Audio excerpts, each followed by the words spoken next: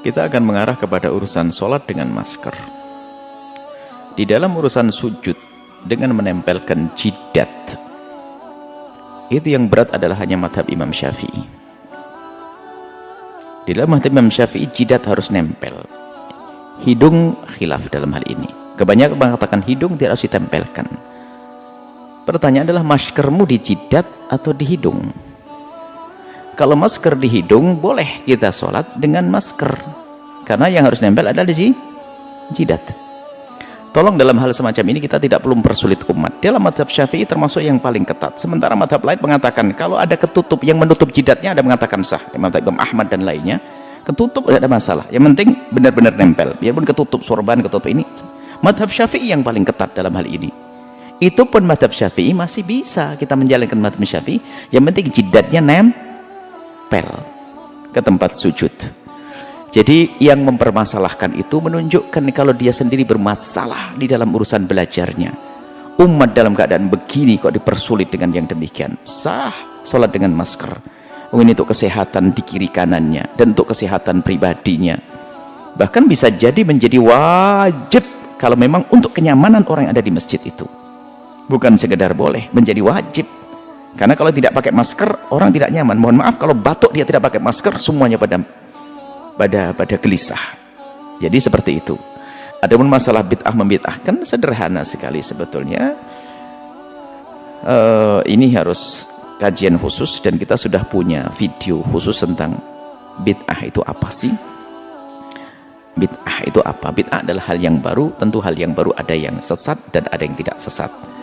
Kalau kita berurusan dengan orang yang dikit-dikit membid'ahkan, kita akan capek. Yang tidak bid'ah akan dikatakan bid'ah. Dia sendiri tidak mengerti bid'ah. Mungkin kita tidak akan bahas masalah bid'ah secara panjang lebar dalam pertanyaan singkat itu, sebab kelihatannya mengarah kepada masker tersebut. Bid'ah secara bahasa ada hal yang bagus, ada yang hal jelek. Bid'ah adalah hal yang baru. Siapa yang bisa mengingkari ada hal yang baik, ada hal yang buruk di dalam hal yang baru? Semuanya tidak bisa mengingkari hal ini. Dan kalau yang disebutkan Nabi adalah kullu bid'atin dhalalah, memang Nabi menyebutkan semua bid'ah adalah sesat. Adalah bid'ah syariah. Dan masalah syariah dikembalikan kepada ulama. Tapi segala sesuatu yang baru tapi tidak bertentangan dengan syariat, diizinkan oleh syariat menjadi tidak bid'ah dhalalah, menjadi bid'ah hasanah.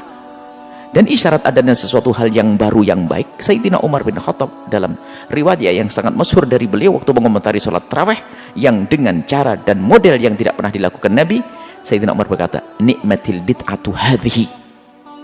Pakai kalimat bid'ah. Jadi nikmatil bid'atu, nikmati itu adalah untuk menyanjung sebaik-baik bid'ah. Ada bid'ah yang baik.